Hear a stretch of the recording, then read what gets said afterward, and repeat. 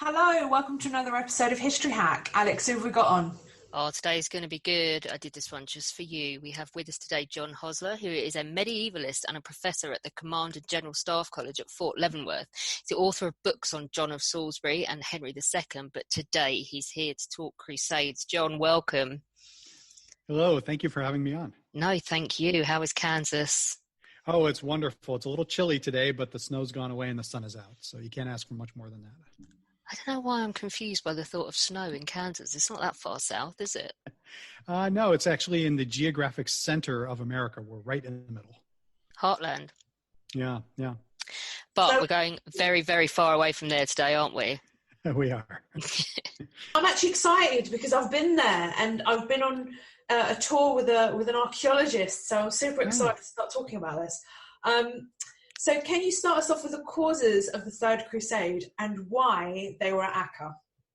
Sure. So, yeah, it's an unlikely place to start, but it all goes back to the Sultan Saladin's great victory at Hattin in 1187, on July 4th, 1187, where he smashed the army of the Kingdom of Jerusalem in a very famous battle.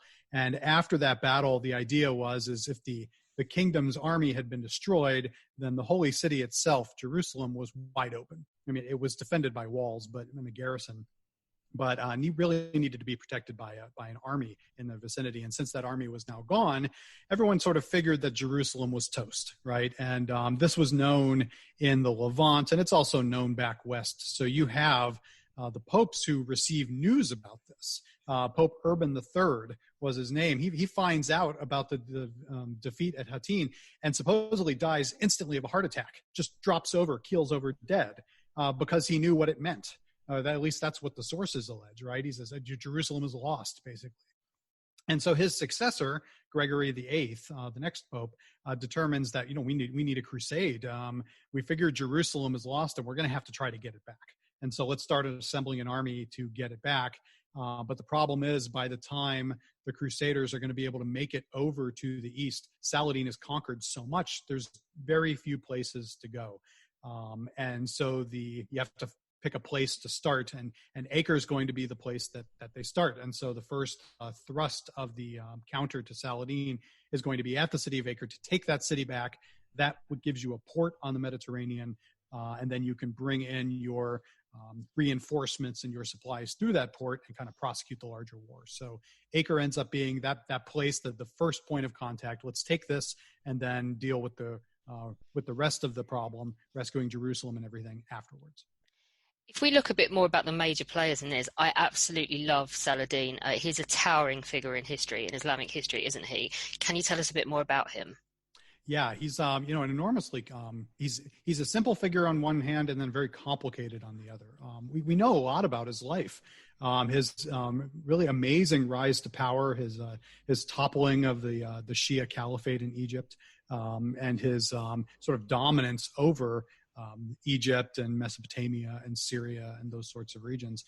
On the other hand, what's interesting about Saladin, we have all this historical information, but then there's the legend of Saladin, in which you have later people writing, and here I'm talking about in much later centuries, all the way up into the 20th century, talking about Saladin and kind of constructing this legacy of his, this idea that Saladin was very generous man, was a very fair man, respected the law, respected other cultures and other religions, that he wasn't just this sort of bloodthirsty jihadist, but it was sort of a complex figure and a very cultured figure.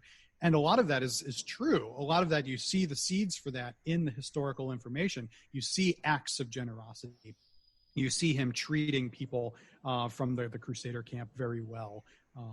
You see these sorts of things that he's doing, but the legend kind of obscures the things that he is that are not so nice. So he is also executing prisoners, and he is doing dastardly deeds on his own.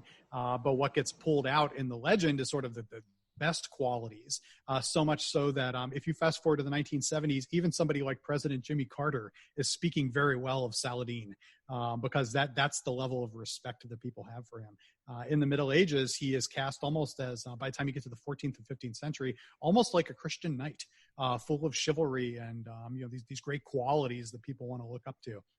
And there is part of that to the story. Definitely. He's a very interesting and respectable figure for his time.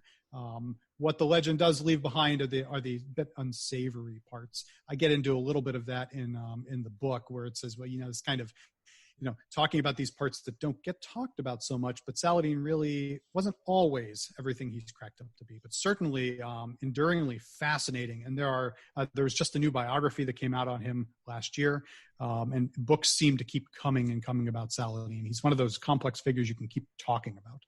So on the other side, we have Philip Augustus and Richard the Lionheart, or AKA Sean Connery. Is that right? Right. For part of the siege you do. They actually come in very late. Philip gets to Acre first, but he doesn't get there until April of 1191. So the Crusaders have already been about their business for a year and a half. And then Richard doesn't arrive until June, until the summertime. So they're kind of late to the party, but they are for sure the dominating Christian figures. And it's at Acre that they make some of their reputation. Philip leaves after the siege. He departs from the crusade and goes back to France. And so that's where people get the whole coward motif and the idea that Philip was a schemer and just did the crusade for propaganda's sake. But he was really interested in grabbing Richard's lands back on the continent while the Lionheart was away. And I contest some of that, but in broad strokes, you see that accusation in the sources. And then the Lionheart being this great, of course, chivalry. I mean, this is the Richard I, whose statue is in front of Westminster Hall, and everybody looks up to as this great Crusader king, because he was the only English king to go on crusade.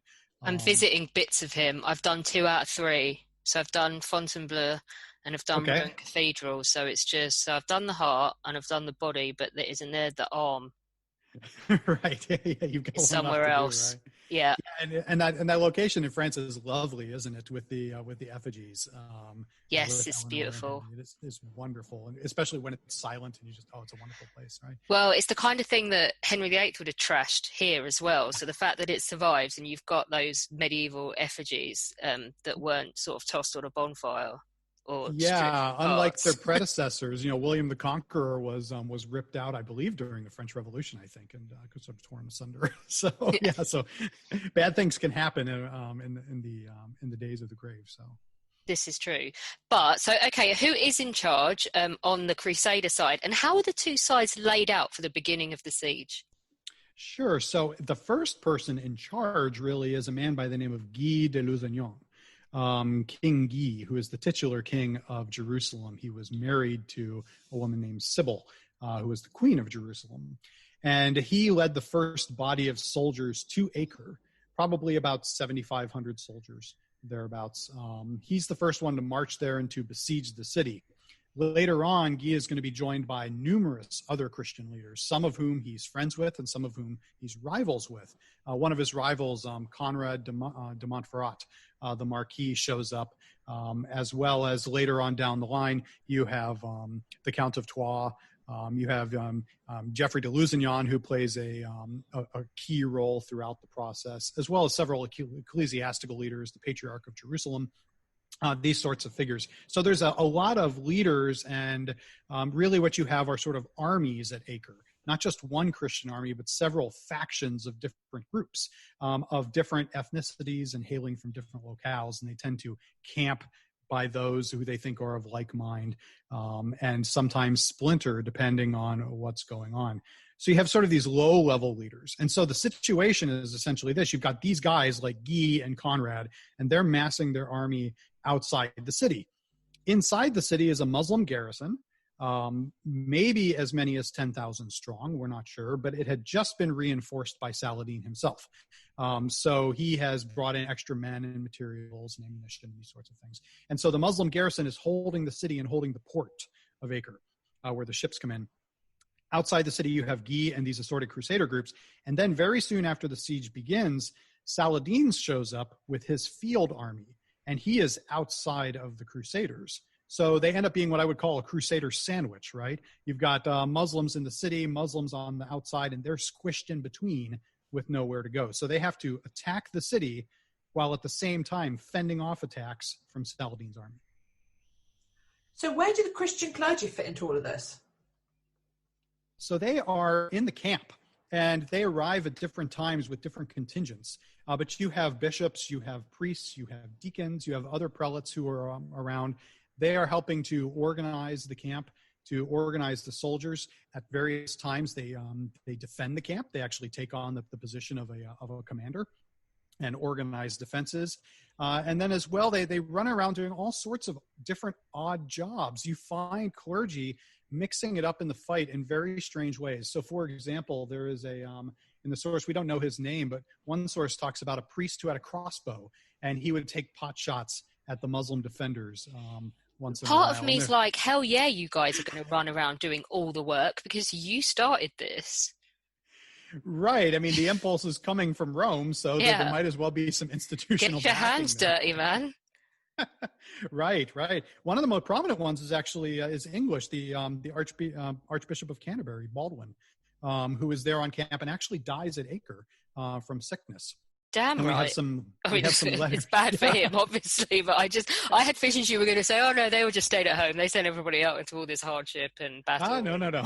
Yeah. No, he went. He actually led a preaching tour before the crusade to try to gin up some support for it. So, and then there was another one I want to throw. There's this priest who, again, unnamed, but very interesting. During the siege, the Muslim artillery in the city would fire these shots and try to destroy the Crusader catapults.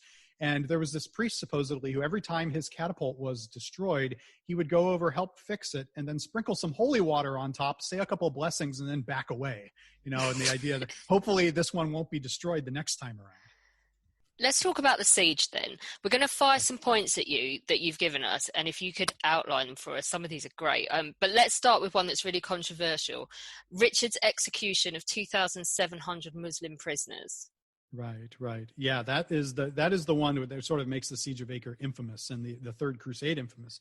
It's said to be there's two great sins of the crusading period from the Muslim perspective. One is the sacking of Jerusalem in 1099, where the Christians go into the city and for 3 days kind of sack and kill people there. And the second one is Richard's execution. Not quite as bad in terms of the body count, but equally notorious. And so the situation is essentially at the end of the siege, when you're into July and August 1191, you have the negotiations for the surrender of the city. And those negotiations are taking place between the garrison commanders and Philip Augustus and his magnates predominantly. And they're sketching out, well, what does it take to surrender the city? What do you want, Christians? And so the Christians have several demands for them. They want the city, of course. They want there's an argument over the property in the city. Do the citizens get to keep their money, or does it become a spoil of war? Then they also want a direct payment of 200,000 byzants paid by Saladin, and then the return of something called the True Cross, a holy relic, this piece of wood that supposedly is part of the cross upon which Christ himself was crucified. The Muslims had taken that True Cross at the Battle of Hattin, so they say, so we want that back. We want the wood, we want the cash, we want the city, right? And then we also want a prisoner swap. You've got some of our prisoners, we have some of your prisoners, or we're going to have this garrison, right? So let's do this prisoner swap. And so it enters into this very complex it's this mix up in the sources, and all the sources say different things. As the two sides wrangle back and forth with each other, once the deal is concluded in trying to satisfy the terms. So they're waiting for Saladin to return the True Cross. They're waiting for Saladin to pony up the money. Trouble is, Saladin is broke. He doesn't have the money. So he has to go around, borrowing and stealing to get the money to pay the Crusaders. And so as time goes on, Saladin eventually basically does not fulfill the terms of the treaty. He doesn't provide the money. He doesn't provide the prisoners. He doesn't turn over the True Cross. And it just seems like he's stalling. And so Richard, who has a crusade to fight, Acre, as I mentioned, is just kind of the first zone of activity. He wants to get on with the crusade, and he doesn't know what to do with these prisoners. He can't keep them in the city. They're garrison soldiers, so they're militants. He can't just keep them there. There are no prisons per se where he can hold them. And so he makes the decision to execute them instead. And it's between 2,700 and some sources say 3,000 some, but it's around 3,000 soldiers. And they are taken outside of town, and they're either beheaded or they're just stuck with a spear through the heart. And then once that's done, Richard marches on its way. So it's been very controversial ever since. Why did Richard execute his prisoners? Did he have to execute his prisoners? Usually it's called a massacre, which carries very serious connotations that Richard is the one in the wrong. I make a point in the book that they're actually both in the wrong, that Saladin and Richard both violate different parts of the agreement, and that neither one is really acting in good faith. But it's that one thing that people remember, that there was this the massacre of Muslims. And unfortunately, it's become one of those nasty talking points. If to bring it up to the modern age, if you remember the New Zealand shooter, he actually, if you look at his weapons, he had carved a number of battles into his weapons, and Acre was one of them. So here he is remembering this purported massacre of Muslims as he is carrying out his own massacre. And so it's one of those unsavory things that's kind of lingered into the modern age. What about games that were held at Acre? So archery and wrestling. Yeah, I think we all know the famous story about the football game in 1914 at the on the Western Front. Don't even get me started on the Christmas trees as a First World War historian. Alleged football game. Okay. With Sylvester Stallone and Pele and that one. Yeah, and someone sent me the advertisement that had been done up a few years ago, the very stirring, dramatic thing. Right? So, but I think the notion, right, that even in war there is camaraderie. You have that at Acre, and you don't often see signs of this in medieval chronicles of these things, but at Acre you see a lot of them, and I just found it was very interesting. So you have a Muslim archer who challenges a Welshman to an archery contest, for example, and says, I think I'm a better shooter than you, and they engage in basically a duel, and they say, okay, the Welsh produce their best guy, we'll produce our best guy, and you just take turns shooting at each other, and whoever dies first is the loser, and so you have this. I guess, it's a 2-3 year siege, isn't it? There's boredom to contend almost with. 2 years. Yeah. There's a lot of downtime there. There's moments where you're attacking the walls and you're defending yourself, but a lot of times you're just kind of staring at the battlements and saying, anything changed today? No, nothing's changed today. Do you have any food? No. And so you kind of find ways to pass the time. And so you have this archery contest. The Welshman wins, by the way, which sort of bolsters their reputation for outstanding archery. And then there's wrestling matches between the Muslims and the Crusaders, where one gets pinned and gets taken prisoner, and then has to be ransomed back later on. The idea that it's all fun and games, and there's a consequence, but you can have your guy back if you really want. And so you have those sorts of things happening. And if you imagine, this big siege camp, as you said, there's a lot, it's a lot of boredom, and you're going about your daily business. Some days there's not a lot to do. Then you find ways to pass the time. And I thought it was interesting how they interacted with each other. We tend to think of the Crusades as, this, Muslim Christian animosity and religious holy warfare, and everyone hates each other. But in reality, they're soldiers. And they have this grudging respect for each other. There's even like catcalling and name calling from the walls. They're just like insulting each other and laughing at each other, and all that sort of thing that you would expect when you have armies in close proximity. What about women? Are there women that actually, because obviously there's women in the Crusade, but do they actually take part in this siege as combatants? They do, interestingly enough. Now, you always have to wonder about some of the accounts of them, because some of them come from the Arabic sources, and you kind of scratch your head and say, I don't know, is that true or not? This is an image they're putting forward of a Christian woman and what she's doing. But maybe it is. Some of these authors are pretty reliable. So you've got 4 Christian women who are disguised as knights, for example, and they're found out. And so here are women who are armored up. There is an account in multiple sources of Christian women actually getting involved in the violence. So there's a story where a Muslim ship runs aground. It's trying to get into the port of Acre, which is notoriously difficult to navigate into. And it ends up running aground instead outside the port. And the Christians run down to the shore, and they grab the boat, and they grab all the Muslims inside and start decapitating them, just start cutting their heads off.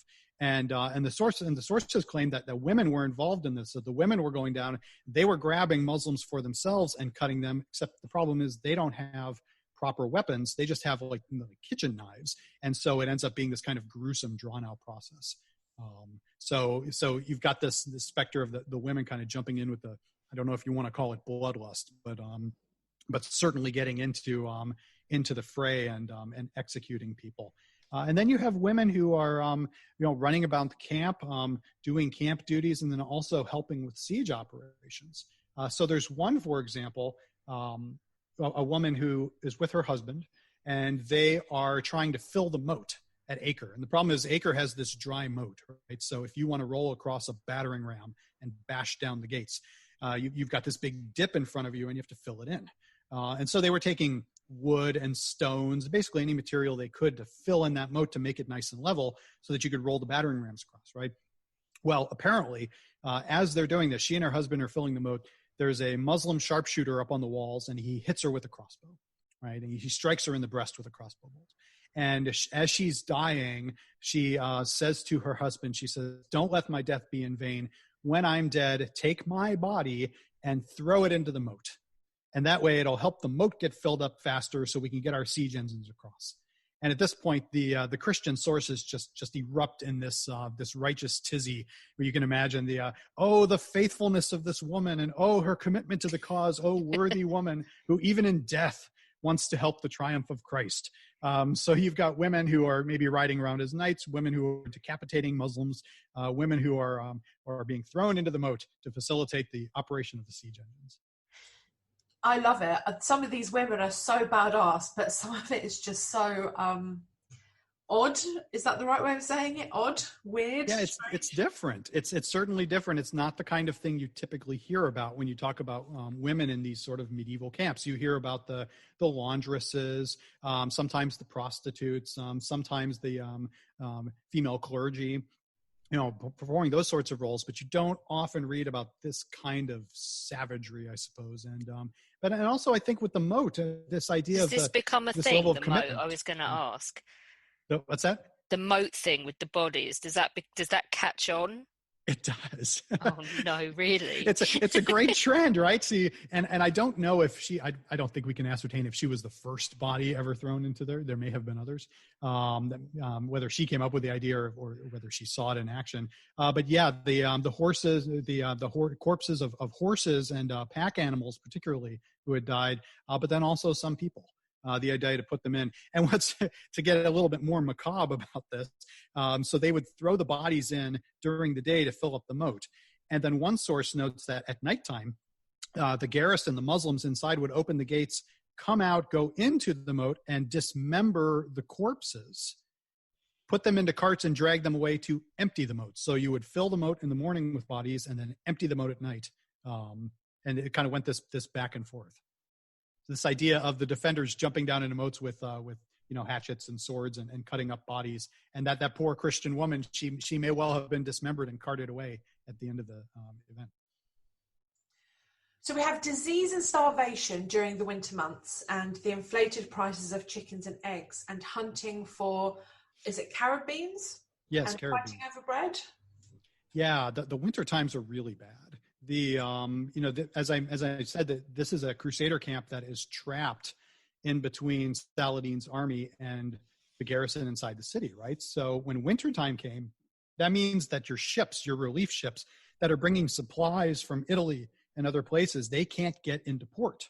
In fact, they won't get into port. They all retreat to winter harbors. They refuse to sail. So you have whatever supplies you are left with at the time, and those rapidly dwindle. You have at the Crusader camp, just to give an idea of the numbers, usually you're ranging between 20 and 30,000 soldiers in camp there. That's an awful, and those are the effectives. That doesn't include the camp followers and other people who are hanging around. So you've got lots of mouths to feed, and there's not much food to go around. And you're also in a situation where you've got problems of exposure. Now, I've been last time I was at Acre, it was in January, and it was a very blustery day, and it was cold. I mean, it wasn't snowing cold. It's not like cold here in Kansas, which can get below 0 Fahrenheit, but it was cold. And that kind of exposure, if you're living in tents, if you're going about your day-to-day without a lot of warm weather gear, it can get to you eventually. So we read about these massively inflated prices where you have the value of an egg, for example, going for these days something like 30 pounds. A single egg would cost you about 30 pounds in today's money. That's how precious it is. If you want a gallon of milk, 300 quid or so to get you to it. So in that situation where you've got these massively inflated prices, nobody is paying 300 pounds for a gallon of milk. What are they doing instead? They're stealing it, right? And they're getting in fights. There's a story about a baker who is baking loaves, and these thieves come into his shop and they tie him to a chair and they make off with all the bread. When these people are caught, they're brought before the courts, and then the bishops step in and stand, hold a trial over them. But there's a lot of fighting. And there is, you mentioned the carabines, there's a story about these two friends who decide they heard that there was, on the other side of the camp, they heard that there was a tree with some beans on it. And so they go off and they find, I think it's 8 carabines. I might have the number wrong. They find 8 carabines. They spend all day walking over there, and they get these carabines and they pay for them. And then they get home and they find one has spoiled, right? So one in the batch, and they're so precious, they decide to trek all the way back and complain about it and get a new bean, which is sort of unbelievable if you think about, 10 beans in front of you or some amount, right? And one is bad and you spend all day trying to replace it. That's the desperation. And then you combine that with the exposure to the weather and then the disease that is running through the camp, which is, decidedly unsanitary. You don't have good running water because the Muslims have, actually the Christians diverted part of the river away as part of the siege. So you don't often have fresh water. You don't have the supplies you need. And so you have people dropping, one chronicler says, by the 2s and 3s each day.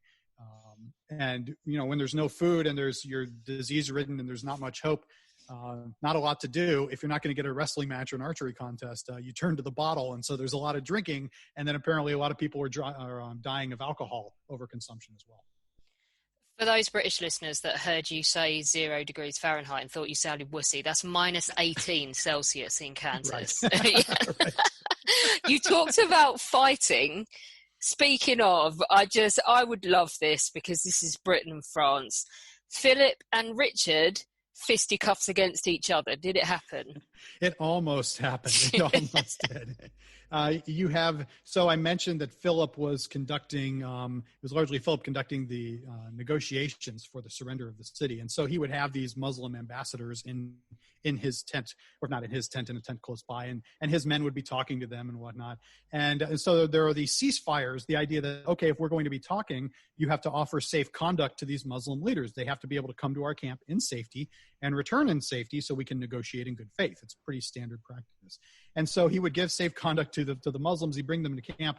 And then on the other side of the Crusader camp, even though the negotiations were going on, you have Richard the Lionheart saying, I don't care, I'm going to attack the city anyway. And so Philip gets so mad at one point. He supposedly, and this is, you don't know, did this really happen? Is this just one of the pro-French writers kind of like, ginning up a nice anecdote? But supposedly he puts on his armor and he rushes out and, basically, where is that bastard? I'm going to take him on right now.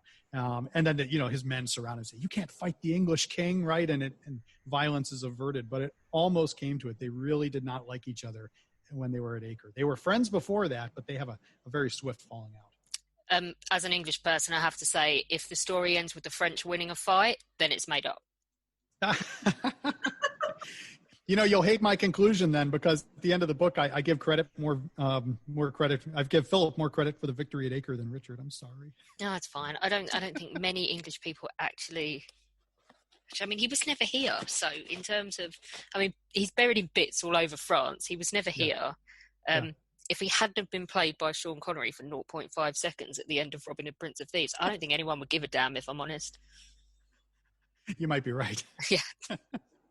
Or who played, Robin Hood Men in Tights? Didn't, what's his name? Captain Picard guy play Richard III as well?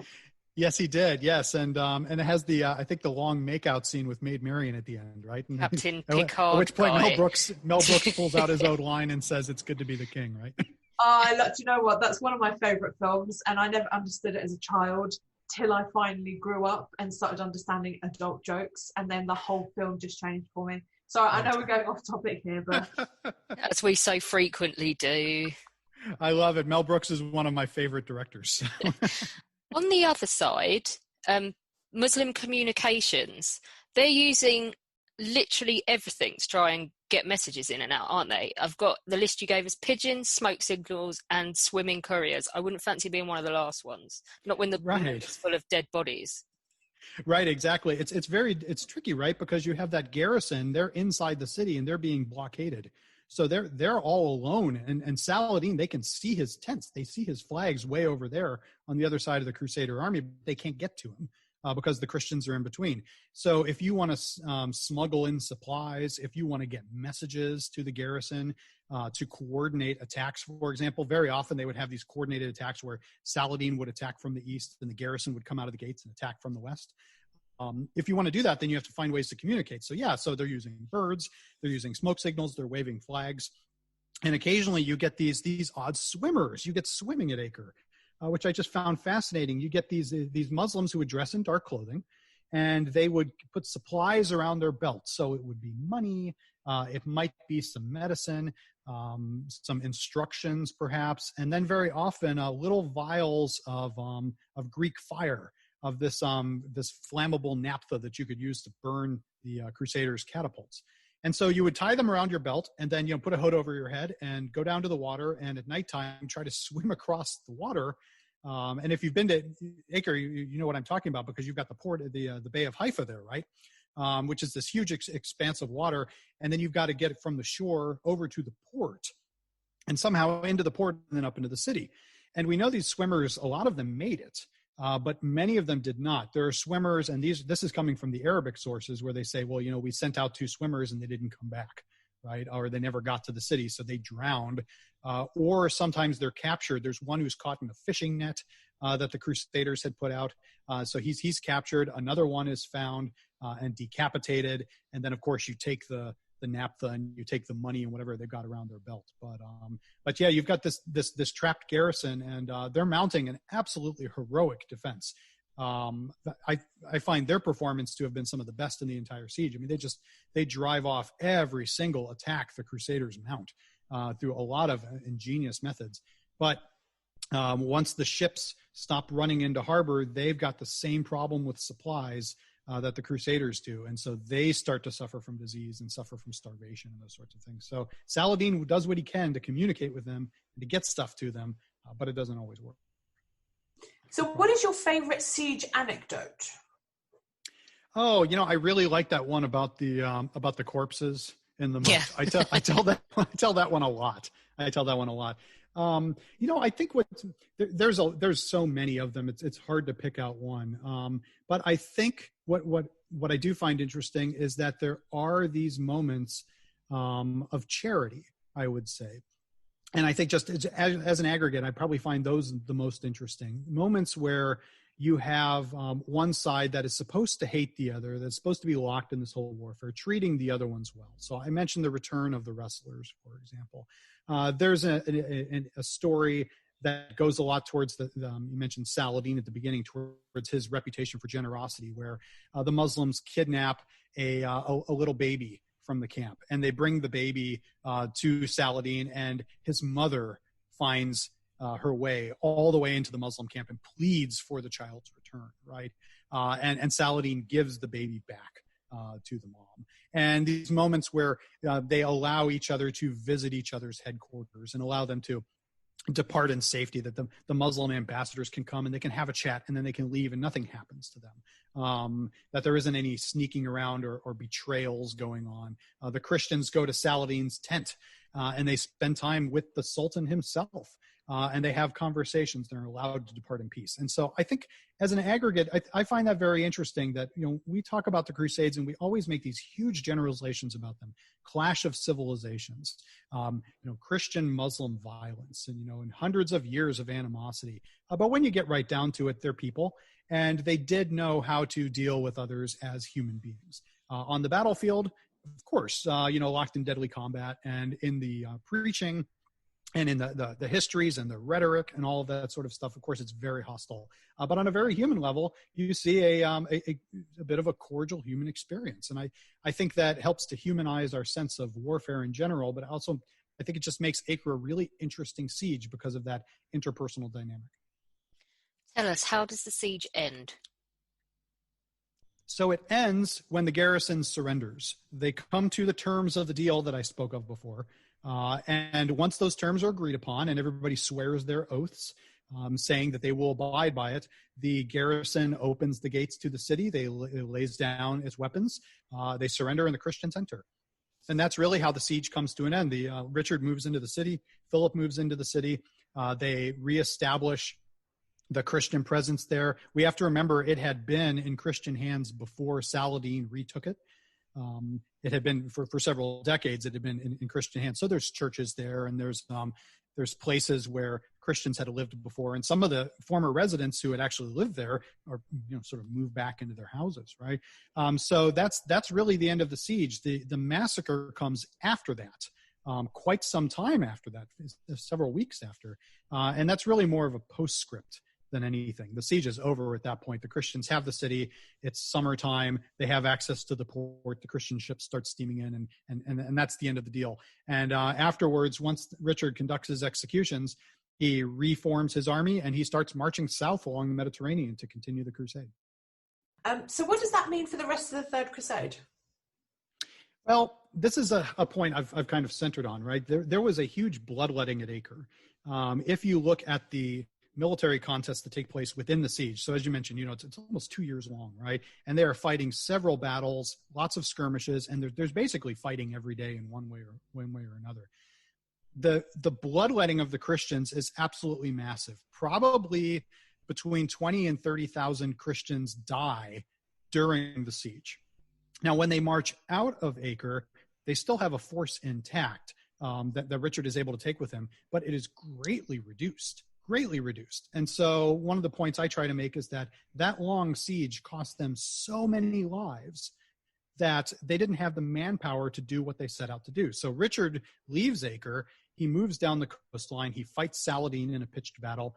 He ends up making 2 movements towards Jerusalem, but never actually attacks the city. And one of the reasons he gives is that he just doesn't have the combat power to do it. He doesn't have enough soldiers. He doesn't have enough equipment for the kind of massive siege it would require. And so ultimately, Richard and Saladin are going to agree to a multi-year truce in which they agree to cease hostilities and they sort of divvy up property. And then Richard leaves for home. And so the crusade, I would argue, is ultimately unsuccessful in its main goal, which was to retake Jerusalem because the bloodletting at Acre was so great. If they had managed to find a way into the city more quickly, if they had punched a way through the walls, or if they had accepted some early offers of surrender, which did come. There were some very early offers. If they had done that and not been so brash, they could have saved all their troops and they probably would have retaken Jerusalem. But as it is, the Third Crusade, from the perspective of the Holy City, ends up being a failure. There are some people who would make the argument, I get in like Twitter fights once in a while with people about this.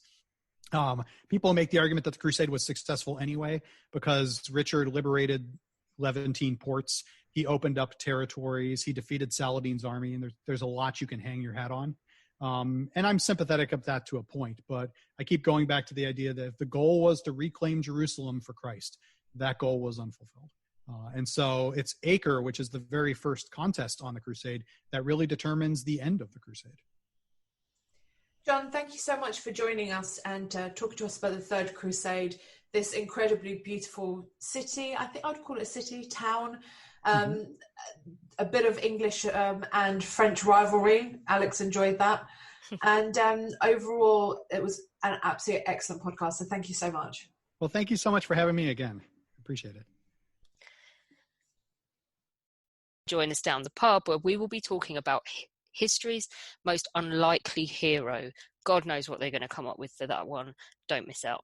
Join us tomorrow when we will be bringing you another Sharps special. We talk Sharps battle. We had a brilliant turnout for this one, including the lovely Hugh Ross, and we had Jason Salke, of course.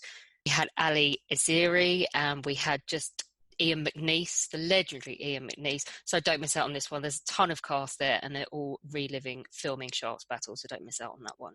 Join us on Monday when it will be my turn, because Alina decided that she wanted to know all about Queen Mary in World War One. And she knows that I get angry with people who think Queen Mary was stuck up and horrible and mean to her children. So we talked all about everything this amazing woman did in the First World War to try and help the country on to victory. So don't miss out on that one. Don't forget that we do exist on Patreon as History Hack and on Patreon as well, which is Podbean's own version. Alina and I have had massive fun doing this in 2020, but life's going to change quite a lot next year and we're going to actually have to go and earn a living, etc. If we want to keep up the regularity that we've been bringing you and the kind of guests that we've been bringing you and the workload, then we will need your help. So if you join... There's going to be incentives for joining on either of those platforms. We're revamping ourselves on both of them. So don't forget to go in. You can do as little as $1 a month, and it all goes towards keeping up History Hack as regular as we've been able to bring it to you this year.